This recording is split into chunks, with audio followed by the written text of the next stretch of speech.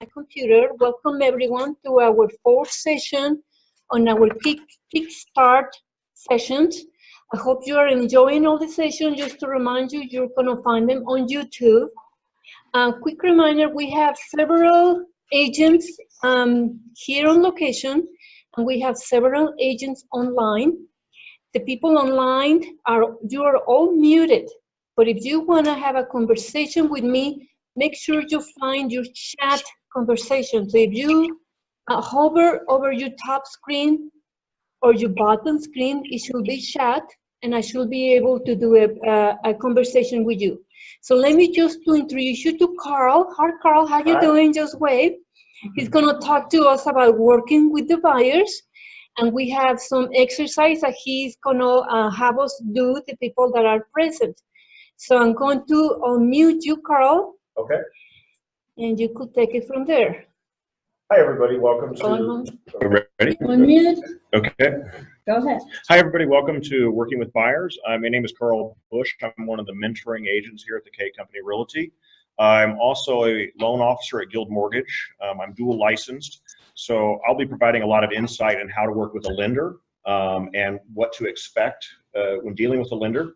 But we're going to talk primarily about working with buyers. So let me get this started here. Is it not? It's not switching. Hang on, let me do this. There we go. So identifying potential buyers. A lot of people do not know they can buy and would like to buy. It's a frequent, I will say early in my career, I would talk to people and they'd be like, oh, I wish I could buy a home, but they have this. It did not change on the screen, so let me play with it. Okay. Go ahead. They had this somehow idealistic idea that they had to put 20% down, or they needed to have perfect credit, or maybe a previous bankruptcy or foreclosure was preventing them from buying. And the reality is a lot of that stuff is not a problem for buying. It may stop you for a few years. So, hey, if your house was foreclosed on last week, you're not going to be buying for a couple of years. If you just filed bankruptcy, same situation. But given a period of time in rebuilding your credit, you can buy. And I remember one time I got a phone call. I own rental properties. I got a phone call from a would-be tenant. And the tenant was saying, oh, I'd lived here, da, da, da, da. And I said, can I ask why you're not buying? She was, well, I can't buy. I said, no, you can buy. And this time I wasn't licensed as a loan officer. I literally said, well, I think I need to set an appointment for you to come meet with my loan officer. And we went together to meet with the loan officer. And I had her pre-approved within a day. And we went shopping, and a couple houses showed her probably about maybe 10 homes. We wrote an offer on one, and we got her under contract. But she did not know she could buy. So I want you to look at your sphere, and when I'm referring to sphere is your friends, people you have an influence with. Who do you know that maybe can be a buyer, and but they think they can't? So spending some time identifying who could be a buyer. Sometimes people don't want to buy because they don't see the benefit of buying. I actually described once, hey, you're leasing, think of it as a 30-year lease, and at the end of the lease, you get the house, and 30 years coming from a typical 30-year mortgage. And I said, hey, think of it as a 30-year lease. At the end, you get the house. And because some people think, okay, the market could crash. You know, we're in a bubble, which I don't believe we are in a bubble in the Denver market here. But some people think that, you know, they have that perception. They're nervous about maintaining a home. That is a frequent thing. A lot of people are like, well, what if the water heater goes out? Well, one of the things I encourage people to do is get a home warranty and get a handyman. And you can share some of those expenses and say, hey, in your apartment, how many times did you have to call maintenance? Oh, I called them once, twice in a year. I said, well, typically, instead of calling the maintenance man, you'd call a handyman. Now, you're going to have to get your checkbook out or get your credit card out. You're going to need to spend some money. But the overall benefit of being a homeowner is you're building equity. You're paying someone's mortgage, either your landlord's or you're paying your own. I'd rather be paying my own. So I think overcoming some of those, what I call fantasy objections, you know, the 20% down, handyman, you know, working through that and educating them and say, hey, look, I've owned a home for 3 or 4 years, and I've, you know, this is what I had to spend on my home.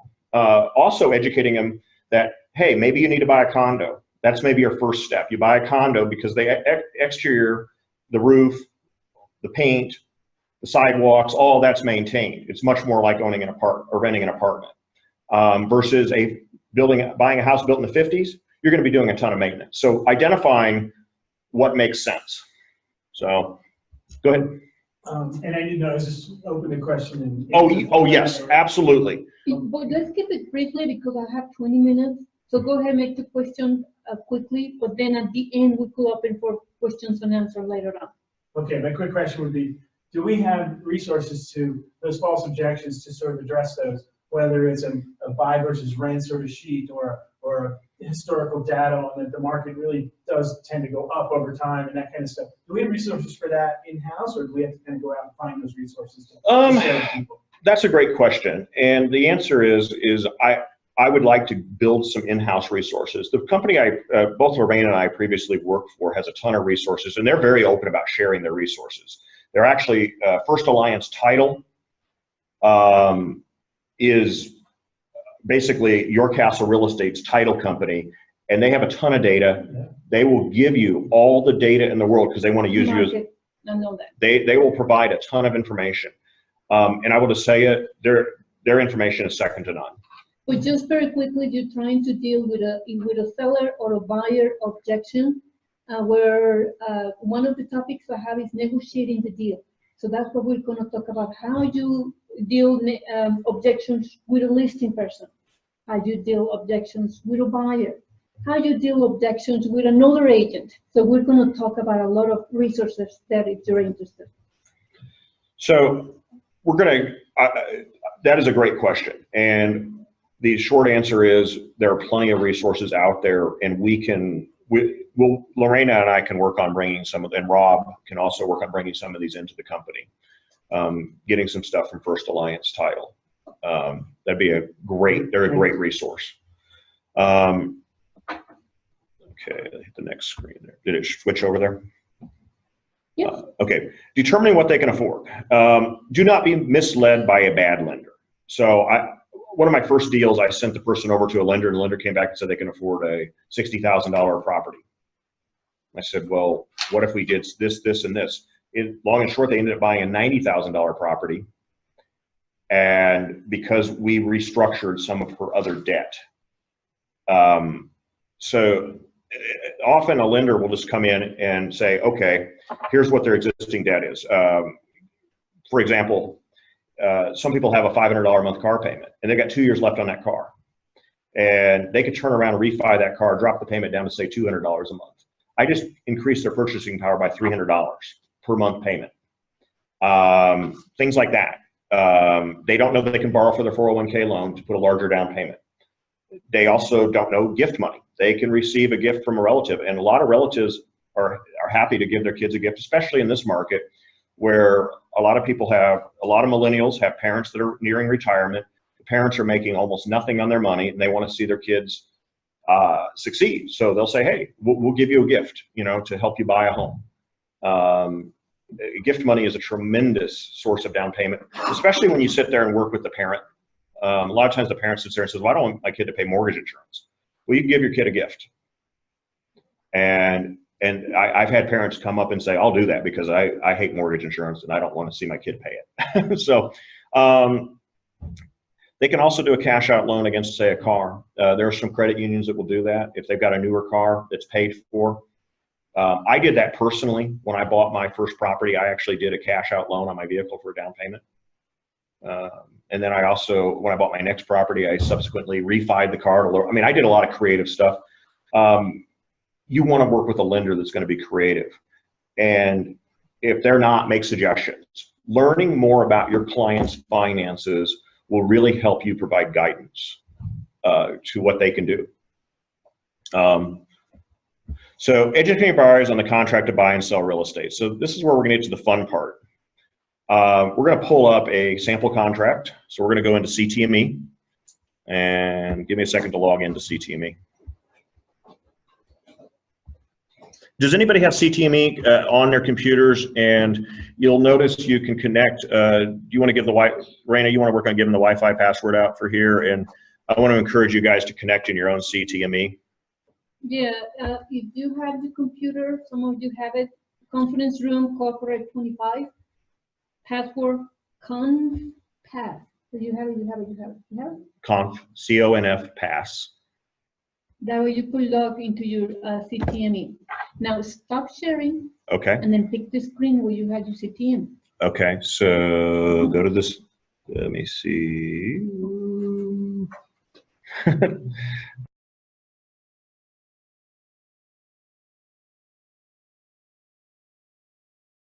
I document who called me. Mhm. Yeah, but. So when it comes time for Monday at 5 o'clock, it's time to review offers. I know exactly who called me and who didn't. And even on multiple offers, if I'm the listing agent, I talk to everybody, let them know. And I got notes on every one of those, and that's my part of my guidance to them. I think I can work better with this person versus this person. Mhm. That's my biggest pet peeve. Okay, let me, I could do a whole other contract class, but actually I could probably spend hours talking about contracts. It's one of my favorite subjects. But I do want to skip to looking at homes with the buyer on the MLS. This is where you can differentiate from other agents. A lot of agents will say, I'll just send you listings. I like to sit down with my buyer, get on the MLS, and they're going to say, I want to buy a house in Wash Park for 300 grand. You need to show them that does not exist. And then you find out where are they going to compromise? Are they going to sit there and say, you know what? I can spend 600. Okay, great. Let's start looking at 600. Maybe we are going to get a shack in Wash Park for 600. Or maybe, hey, maybe we need to go look at Platt Park, which is south of Wash Park. Or maybe we need to go look in Aurora. Or maybe we need to go look in Lakewood or Arvada. When I start searching with the client on the MLS together, what I'm finding is I quickly learn what their objections are.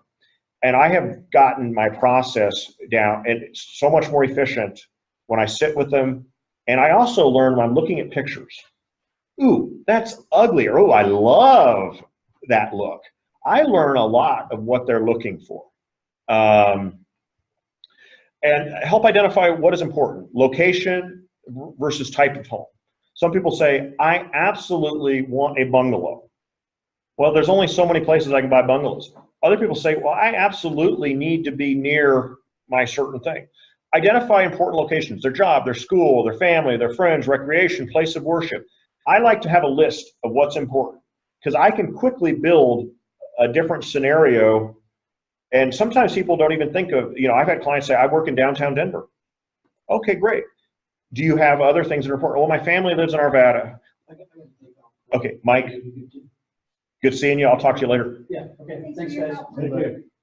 I want to know what's important to people in terms of location. What are the non-negotiables? Some people will give up their dream of a 3-bedroom house to live in a little small tiny condo because that location is more important. Other people say, I have to have a big house. I have a dog. I have a yard. I need a big yard for my dog. I need this, that, or the other. I've got a bunch of motorhomes or vehicles I need to park or whatever. Finding that out really will help you because everybody sits there and says, I want this, this, or the other. But the reality is they may or may not be able to afford it. Now, some people will say, you'll start out 300 grand. I had a buyer years ago, or a couple of years ago, they wanted a house on acreage for 200 grand. I literally sat down with the buyer and showed them that didn't really exist. I ended up converting them to a $300,000 fixer-upper because they could afford it. But I had to sit down with them and show them it didn't exist. Or sometimes I have to go show them a few dumpy homes. Do you guys want me to get into the MLS and do some searches, or do we want to? Okay. Yeah. Question though, you're going to need a device to do that with. You typically, somebody's going to have to have a laptop or an Yes. iPad. What are you going to show them? What do you show them with? I use my laptop. I have a touch screen here. I sit down with them next to them at a Starbucks or at my office or wherever it may be, wherever I'm meeting, maybe at their home, maybe at their apartment or whatever, Make sure you. So we could do an MLS gladly. Yeah. Okay. You can have a TV in your office. Oh yeah, no, I've done that too. I've done it on TV. Yeah, it's like more fancy. So, Yeah. I signed up for it, but I have a listing. Oh, you do? You don't want to give your chicken away. Do you have a Okay. chicken? Okay, can I get back to class? Sorry. Contact the listing agent before showing. Okay, this will save you a lot of heartache. I've seen this happen where the listing's been up for 2-3 days. They have an offer in hand, but we're waiting for one of the sellers to sign. It's all agreed upon. Sometimes people will call, set it up with the showing service. They'll go look at the property, and then, oh my gosh, I'm in love with it. And oh, by the way, it went under contract. There's a period of time where they have so many days to enter into the MLS that's under contract. So this is not an agent necessarily being mischievous. It's just the agent sometimes, they're busy. They may not update it in the MLS right away. You have a bit of time before you update to show under contract. They don't always show it in the contract until the actual earns money. Yeah. I don't put it under contract until I- Case in point. But on this hot market, the listing agent respect like, okay, we accept like 3 days offers or they or they just, will tell you, review How does all it work? offers on Monday at 5 o'clock, so you need to. okay, so they respect that. It's Yeah. not like, oh, you're wasting your time showing the house and. I want you to contacting the listing agent often in advance. The reality is I'm going to show somebody less than 10 homes typically before I get them under contract. I've had done as little as 2. I typically, I don't mess around, but I also do a lot of things that don't waste my time. Yeah. I also call up and say, hey, are there any major issues with the home? Yeah. Because sometimes they won't listen to MLS. It will come out in the seller's property disclosure. Oh, by the way, the foundation's heaving and the sewer's broke. Okay, I need to know that. Also, what is important to the sellers? Because the sellers we need to close in 2 months. My buyer needs to close in 30 days. I'm not going to go show the house unless I could be wasting my buyer's time. So find out what's important. Are the planets going to align, shall we say? Types of financing they'll accept. Sometimes they say, hey, we're not going to take your FHA deal. We're not going to take a VA deal. Or we'll only take cash, or find that out. It is often listed in the MLS. I still like to have that conversation, find out what we're open to. Look at Google Earth and Street View. How many of you, and guilty as charged, have driven across town to go look at the house in a neighborhood we don't know well, and it is the best looking house you've ever seen next to all the dumps. I actually learned a little trick from the Train buyer. tracks or next to a busy corner, and the buyer told you, oh boy, it's a busy corner. So always tell them it is a busy corner, or the backyard goes to a busy corner. I don't want it. Let's not go. Yeah. Let's not even go. Nice. You know, Big, sometimes big, people big. say, I don't want, guess what they buy. Exactly what they That buy. happened. That happened. Yeah, and sometimes, so everybody said, well, I'd never buy a house that backs up to a freeway. I sold a house over in Mesa View Estates with a view of a billboard that backs up to a freeway.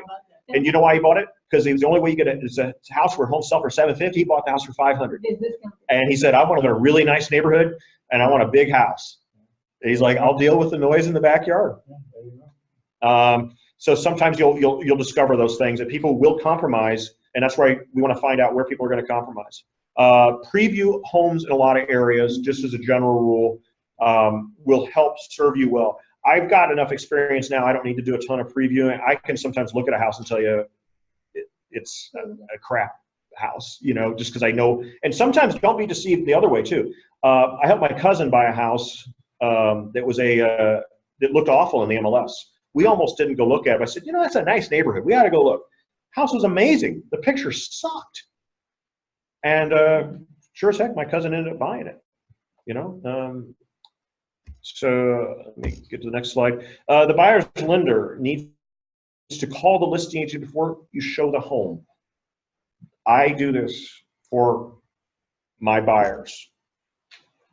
When I'm the lender, I insist that my lender do this. It differentiates our situation from somebody else's. Also, you need to know as the lender, because the first thing that Rob calls me up, hey Rob, or I call Rob up. Rob's an experienced agent, he's going to ask what kind of financing are they, what kind of down payment, what are we looking at? The more information I can communicate to the listing agent about my buyer's great finances. Now, if they have bad finances, then you broke most on the lender. Yeah, you know, you got to learn. There's some strategy in how you behave in there, and we can have. This could be another topic of working with the lender, but it is something that is vitally important to know how the buyer is going to finance it and communicate that, because I will tell you, I had a situation. I had 7 offers come in on one of my listings. 5 of the agents could not tell me the type of financing. They could not tell me who the lender was. Oh, it was Steve somebody.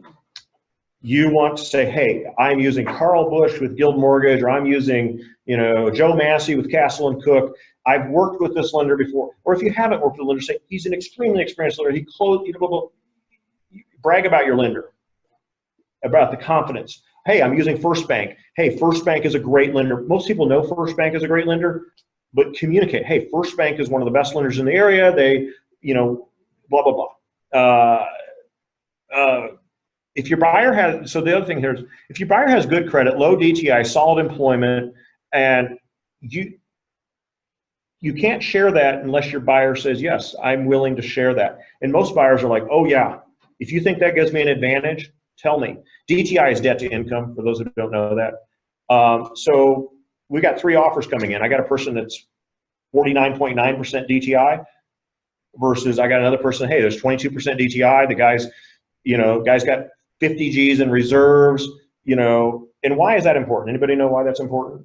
Because some people say one offer is the same as another. You know, hey. No, one's stronger than the other. Why is it stronger? Well, he has reserves, Okay. and he has less debt. Okay. Why is that stronger? He's better qualified, his credit score is most likely higher. Okay. No, but I'm challenging you. What makes that stronger versus someone else? Hey, don't they qualify? You have to beat, maybe. Let me give you the answer. Let me give you the answer why it is important the person have reserves. How many times we have a lot of low down payment programs. Person has $2,000 in savings. What happens if the transmission on their car goes out 4 days before closing? They gotta take the bus to make sure. Well, There goes the contract. there goes the contract. Taking the bus. With a guy with 50 G's in reserves, it's going to be a bump in the road. Yeah. And Put money around everything, I tell you. they're not fazed by it. So I've seen some people say, well, why wouldn't you take my offer? It's for more money. It's $2,000 more than your other offer. Well, your guy has $500 down, no money in reserves. If something goes wrong, the deal falls apart. Yeah. And so remember I was telling you about loan objection deadline? That's when I put my loan objection deadline closer to closing, because I know my client's got 220,000 miles on their van and bald tires. They're just one paycheck short of not now. Yeah. Client with 50 G's in the bank, that's going to bump in the road. Yeah. So next slide here. Work closely with your lender, kind of the same stuff. Keep up with current interest rates.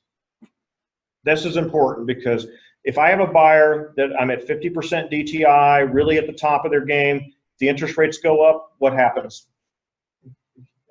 Their purchase power goes down.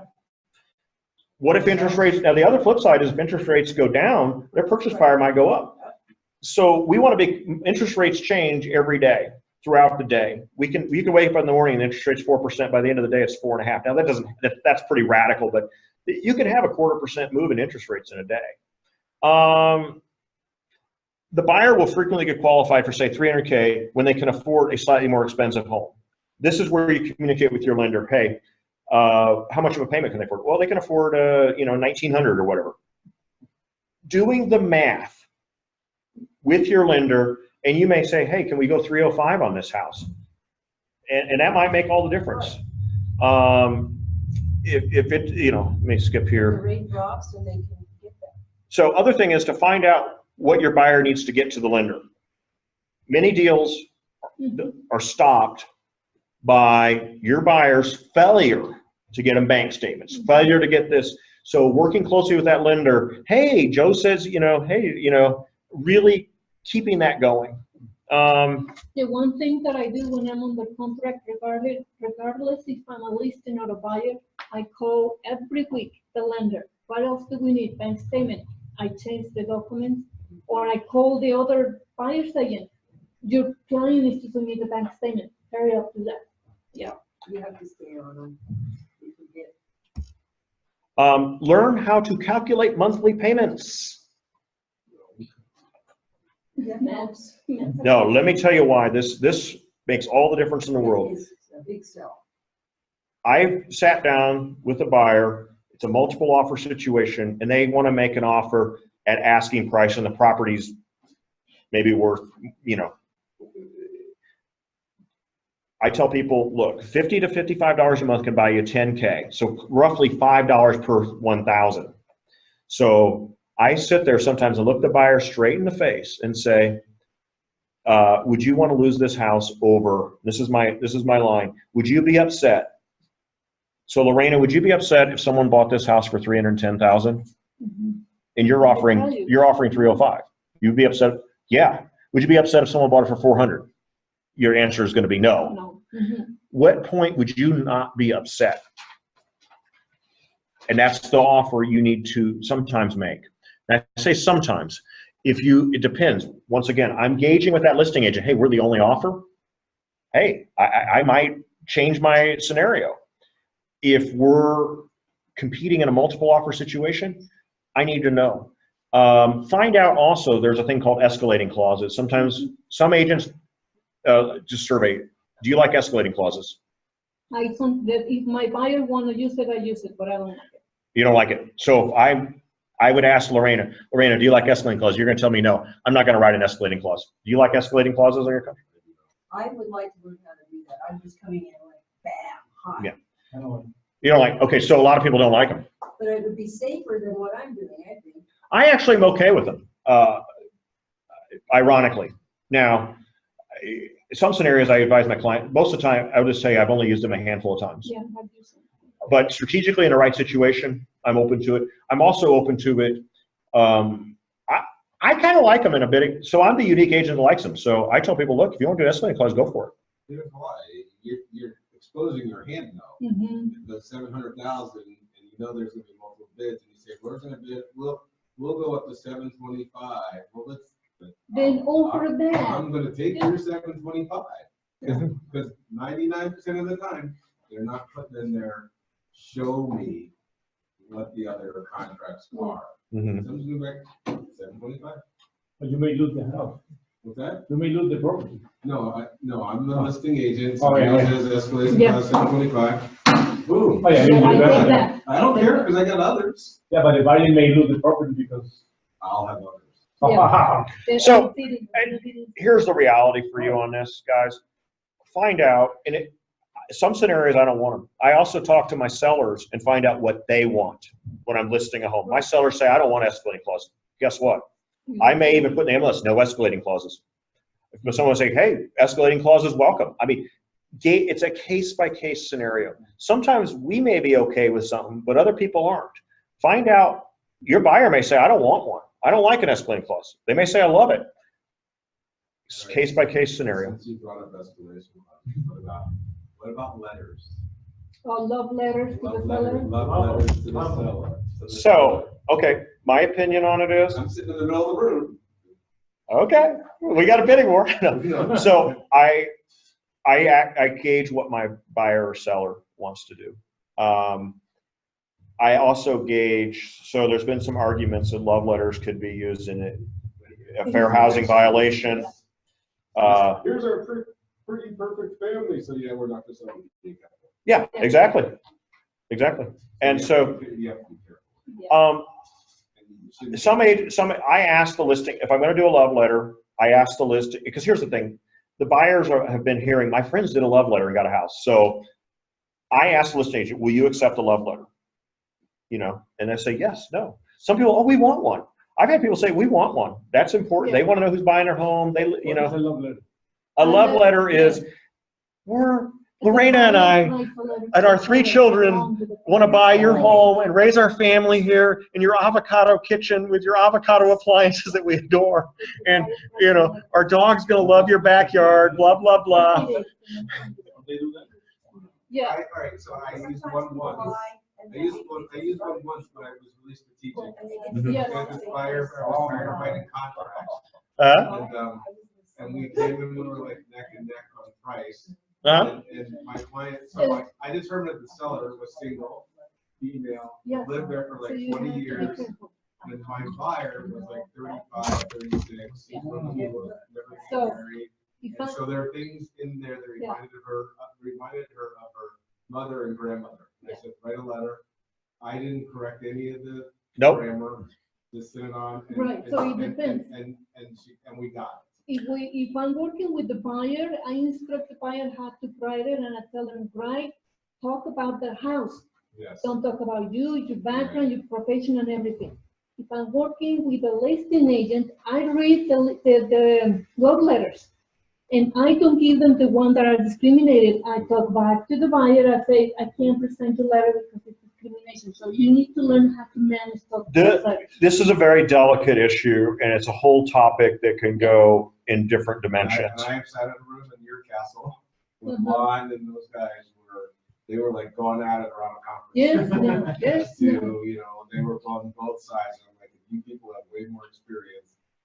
I gauge, it's a case-by-case situation. The other thing, I will just say this, be careful if you do a love letter to, and don't, I would probably advise against a love letter if the person is putting stuff in there that could cause because we cannot guarantee that seller isn't that says, I'm not going to sell to an unmarried couple or a gay couple or whatever. We be very cautious in that arena because the reality is those cases would be very difficult to prove. There's multiple offers. We took the other offer because their financing was slightly stronger. How do we prove it? We can't. So be advised. I've often told my clients, look, if I had an unmarried couple buying a home, I walked in the home, I saw a bunch of Christian paraphernalia. Be careful because, hey, we're going to live in a house, we're not married, different last name. They go, no, we don't want, we're going to take the couple that's got 2 kids and is married. It happens. You can't legally do it, but it does happen. It just implicitly happens. So let's go a bit further. What about closing? What's that? All right. I said, there's many times I don't want the buyers and the sellers in the same room. It depends. Ask your client what they want. I do want them together. Sometimes Because they give the key. There's been contentious. If there is multiple inspection issues, they did 300 and then extend, I keep them separately because now they're upset. Yes, exactly. So you have control of that. So the other thing I gauge too, sometimes it's a very emotional sale. There's no hostility. It's the extreme emotion. You know, I'm selling the house that my mother died in. I need that private moment. Gauge that. Definitely gauge that. Find out quickly, and maybe your buyer, you know, doesn't want to meet the seller, not because you find out what it is. Yeah. Sometimes people need that, and I've had a situation where we're very friendly close, but the listing agent and I determined it wasn't in the best interest to do it because of emotion. And sometimes it's like, I'm buying my new home after the divorce and it's really rough and I need that private moment. It's very emotional and I want that privacy. I don't want, or often the loan docs are being discussed at closing. Somebody says, I don't want them knowing my finances, you know, gauge situation. So final slide here, determine what is most critical for your buyers and set up an automated MLS monitoring tool that does instantaneous. And this is a true story. Check your email for instant email, check often, okay? Be ready to show now. If you know what's important, you know when to jump out of an airplane. When I say jump out of an airplane, meaning I need to physically be at that location. This is a true story. Home comes on the market at 3 p.m. on a Monday. I showed at 6 p.m. The lender calls while we're driving out. I called while we're driving out. We went under contract within 24 hours. We went 13 over. The appraisal came in 25 over. My buyer won because we were the first offer. Listing agent underpriced the home. It was a great situation. I served my buyers very well, but I literally had to cancel my plans that night. Ironically, I was sitting at the coffee shop. It was the manager of the coffee shop. And I literally, because I had an instant alert, and she comes running out of the back. I said, I already set up the showing. and she's like, I'm leaving early. I knew the owner of the coffee shop. She was the manager. I said, she's got to go. Okay, let's go. We went and got the house. It was a situation. I knew instantly that was the perfect home for them.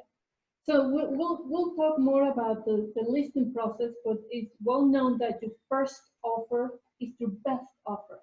So you're working with the buyers and they see a property and you're the first showings and you put an offer. Your buyer is watching that area. That's the dream neighborhood and whatever. So if you're the first one to put an offer, the first offer is the best offer. Sometimes. Yeah. Sometimes we get a lowball offer or something, but here's the reality. A lot of agents, sometimes people are very motivated. This is a case where they were very motivated. They wanted the house sold fast, and they were impressed with our expeditious behavior. They were impressed that it was funny because I set the showing up because I knew it was fresh in the MLS, and I called the lender. I said, here's the info. Call this. And I called, I said, hey, my lender, she's like, he's already called. I'm like, nice, yeah, let's go. Woo-hoo. So definitely, we're in a business where it's very competitive, and the more you can give your clients a competitive advantage by be willing, ready, and able to, it dictates your life. One of the reasons I've actually transitioned more towards the lending side is because I got tired of jumping out of an airplane, but I also sold 26 homes at the height of my career, which by myself, it's a one-man team. I did not have an assistant. And the reason is because I was jumping out of airplanes somewhat. That's what you have to do when it's a lot of houses. You gotta be ready. Yeah. And I mean, my cell phone is always on. I'm always ready to go. I mean, I always joke, I've got my car gassed up. I've shown up to listings in running shorts. I've brought my dog, or not to listings, to houses. I tell my clients, and people think I'm crazy. I'm dressed professionally now. I tell my clients, I said, look, let me ask you a question. Are you okay if we go look at the house and I'm wearing my running clothes and my dog's in the truck? They're like, yeah, as long as we get in the house, if we can, and be ready to do that. Now, obviously you have to have a balance in your life, but especially right now, you guys are new in your career. One of the competitive edges you can give over other agents that are more experienced is say, I'm very willing and available and able to go show you homes at any time. I have a question. You're in a unique position because you're a lender and a realtor. Yeah. To be able to really answer those tough questions and answer the financing questions on the fly while you're in the middle of it. Somebody who's newer, it's pretty complicated, the lending side of it. I don't know how much they're going to be able to kind of tread those waters right off the bat of answering questions that, well, what's my monthly payment going to be? What's the PMI going to be? And what's the, is there upfront mortgage insurance and whatever, whoa, is there Tim Gap work with this one? What's this FHA or conventional? Yeah. PA, boom. Yeah. The brain explodes. Oh yeah. So, I'm actually planning on doing some courses on educating on, and I didn't get a chance to show it today. I built a whole series of spreadsheets for all different kinds of scenarios.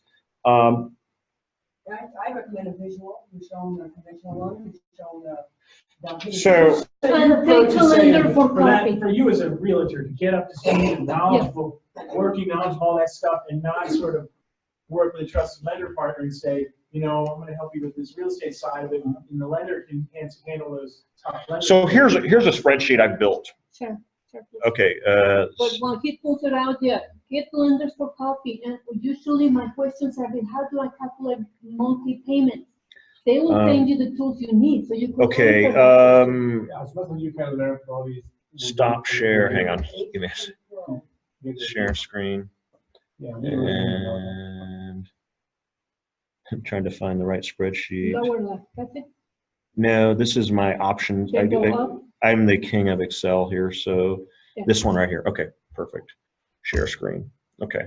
Let me zoom in on this a little bit here. Does that work? Okay. So depending on, there's going to basically be, there's a VA financing, FHA financing, conventional financing, and then a couple different variations of conventional financing. There's a bunch of stuff, but there's SHAFA. I'm not a big fan of SHAFA, and that's a whole different sidebar because it's overpriced lending for what it is. But let's just say they're going to use a 20% conventional. I want to start with the simplest. So they're putting 20% down. So home price is $400. Closing cost, I tell people that is very difficult to estimate. Usually $4,000 is a sufficient number. It could be more, it could be less. We could even pay some of that closing cost, but I just like to use an arbitrary number. Cash to close, amount financed $320, and this is where we start playing. So you're out looking at houses. You might want to call me, hey, Carl, what are rates today? Hey, what is your name, by the way? John. John. Hey, John, rates today are 4.25. So I might put in 4.375 because I want to be safe. And then I can find the taxes on the property by looking in the MLS. So it's 1900.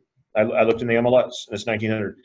Insurance, I may even call an insurance agent to get a rough idea, but I can guess sometimes what insurance is based on some experience. What's that? No, the insurance won't be. No, not insurance. So let's just say I may even call the listing agent. Hey, do you know what they're paying in insurance?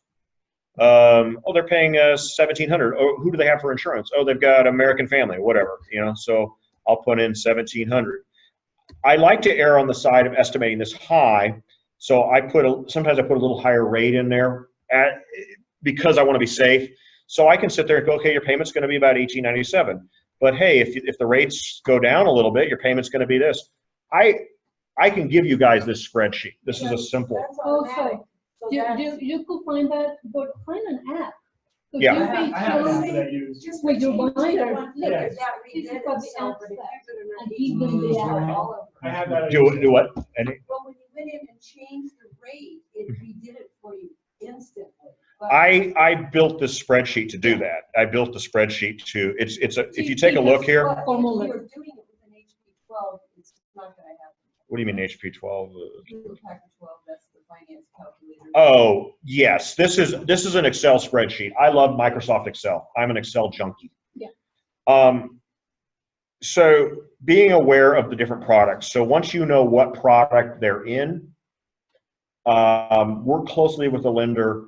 And if I end up being your lender, I'll put my shameless plug in for business. I will sit down with you and spend hours of time teaching you how to do this, because the more I spent 6 years before I became a lender as a realtor. I quickly learned to master this subject, and I've gotten more properties under contract by doing this. That's what I used to do all the time in my open house. Yeah. In my visual, and Yeah. I would say, Visual. can I have that? And I would say, oh, no, and here's my card. Mhm. Oh. Yeah. I'll give them an app. I have mortgage.com. I show them what it Is is. that what it is? Yeah. What is it? I send it to them. That way they could play with the numbers. Can you send it to me? Mortgage.com. Yeah, we can send that. Yeah. Yeah, let's send that. Um, Is that Porque that? it's an app. Because No, this is this is a Microsoft Excel spreadsheet I made up. It works stuff like that.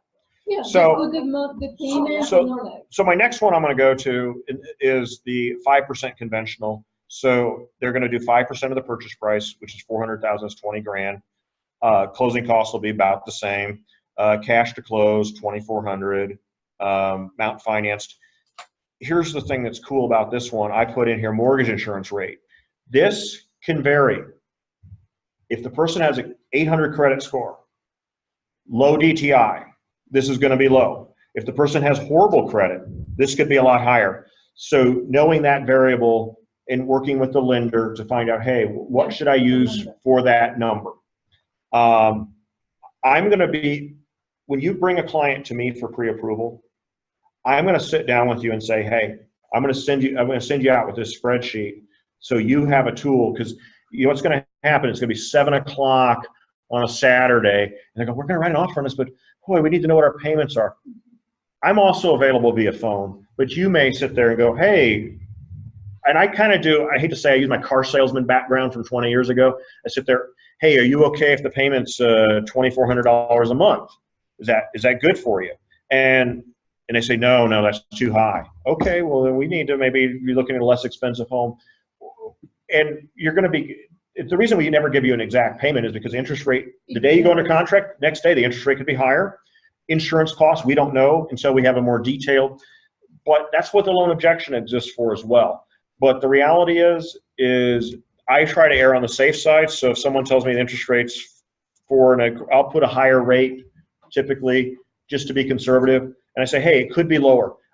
The quick thing I've learned in sales was, hey, Rob, your payment's going to be $2,400 a month. It might be less. Are you comfortable with 24? Yes. If I come in at $2,350, you're happy. If I come in at $2,410, you're ticked off at me.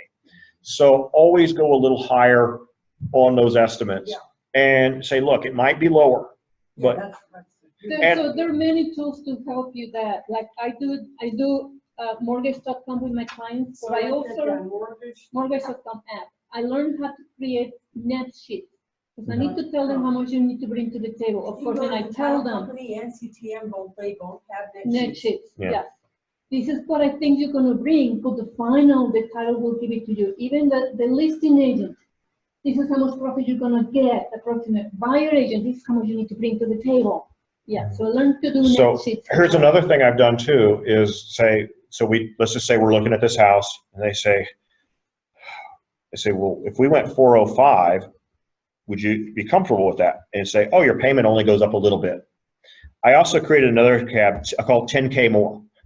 And I did this with the mortgage insurance. So basically 10K is going to be $53. If there's no mortgage insurance, so I'm going to put 0 on mortgage insurance, your payment would be $48.46. Here's what's interesting. So look, if we shoot the rate up to say 5%, boom, your payments goes up a little bit. Basically, roughly just figure 5 to 550 per 1,000 finance, roughly, is how much your payment goes up. So sometimes getting that $3,000 bump out of them to win a bidding war, hey, are you comfortable with $15 more a month or $16 or whatever? You go, oh yeah, I am. I don't, and I've won many deals, and we're in a different market where you have to, it's a weird market when you have to explain to somebody, you have to go over asking. Now, not always. There's times where a home is priced a bit high and you're going to go below asking. But a lot of times a home's fresh on the market, you're going to have to probably go over asking to get your offer accepted right away. Not always. I mean, I've seen cases where the home went on the market, it was priced too high, it sat for 2 weeks, we went in 15 grand below, Yeah. But a lot of people are pricing now for bidding wars because. But this time of year, things are kind of sitting, so Yeah. kind of see it this way. So you want to look at the details, look at the individual situation, look at every situation is different. I can do a whole thing on. 3:13. What's that? 3:13. Oh, okay, we're over. The recording, yeah. Okay.